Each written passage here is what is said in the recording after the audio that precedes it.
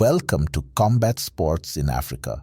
Today we're joined by Akira Nakajima, a 21-year-old judoka with mixed Ugandan and Japanese heritage.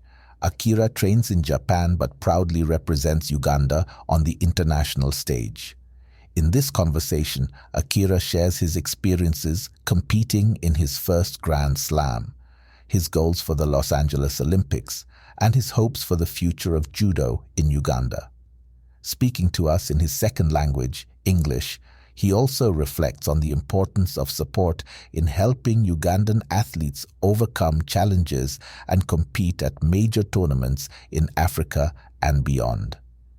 If you'd like to support Ugandan Judo, consider reaching out to ugandajudo5@gmail.com.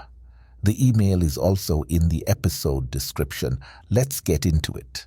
So, Akira, can you tell us about yourself and how you started in judo?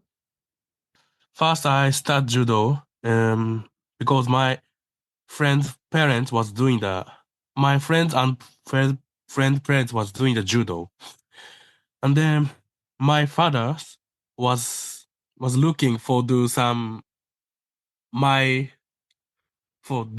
sports, anything. Then he asked, so something's there to do sports for me. Then the guys was say, if you looking some sports, we are doing judo, so let's do judo. Then I start judo. Yes. Very cool. So you got introduced through your family and friends into the sports, yeah? Yeah. What and it's interesting because you started competing, of course, and you recently competed in Kazakhstan. What was it like to compete in your first Grand Slam? What did you learn? It was my first international match in Kazakhstan, but this was my first time for competing in a major tournament, like a Grand Slam. So I was very nervous, and at that Grand Slam, I got to experience the judo style and strategies of kumikata. How has training in Japan helped you in judo? What is different about international competition judo? Training in Japan is very practical. We incorporated a lot of randori, match style practice into our training, so I was aware to develop techniques that are useful in matches. I don't think there is a big difference between international competition and domestic competition in Japan. But if I had to say that it would be the difference in the midness of getting 1 point, I feel like everyone is fighting to get one ippon more than in international competitions. Very interesting. Now, you live in Japan but represent Uganda. How do you stay connected to Uganda? What can help grow judo in Uganda? Yeah, yes, I communication with Uganda by talking of WhatsApp, the app, and Wanda phone also. When there is a domestic tournament in Japan, I send videos my matches to my Uganda judo coach and get advice. I believe that by teaching the techniques I have acquired it. So my training in Japan at dojos in Uganda, I can help develop judo in Uganda. Very cool. What are your goals for the future, like the Los Angeles Olympics?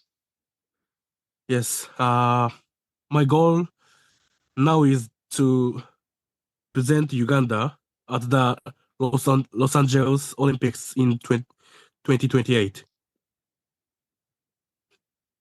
Very, very cool.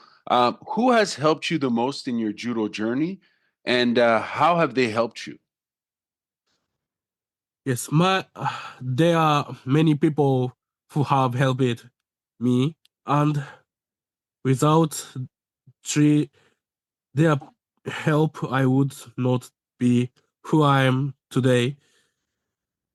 But if I had to say, it would be my parents and relatives. They provide me with financial support. Let me live in the homes for Uganda for a while and believed that I would participate in the Los Angeles Olympics. What does judo mean to you?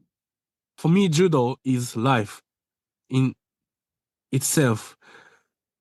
I started judo at the age of 6 and have been doing it for 15 years.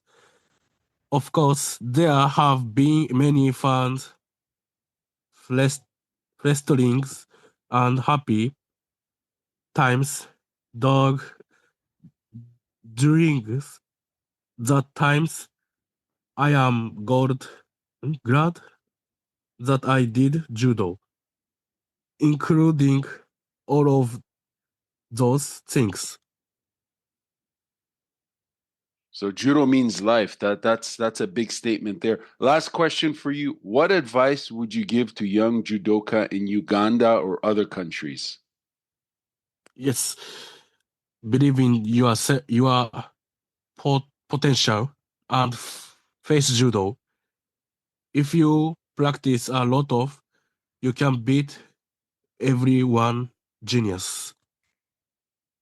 Awesome. Thank you very much, Akira. Do you have any last words you want to share with us? Is there anything else you want to tell us?